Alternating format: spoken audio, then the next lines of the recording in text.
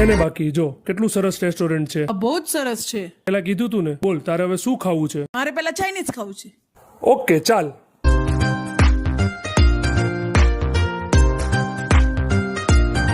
જો આ બાઉલ લઈ લે, આ રાઈસ લઈ લે, નૂડલ્સ લઈ લે, આમાં તારે જે ટોપિંગ નાખવા હોય તું લઈ લે, અને આ બધું ભેગું કરીને પણ તો તને એમાં પણ એક નવી વસ્તુ બતાવું. જો આ તું અહીંયા લઈને આવી, હવે તું આ ભાઈને આપીશ ને તો એમાં તું જે ફ્લેવર કહીશ ને એ ફ્લેવરનું તને બનાવી આપશે.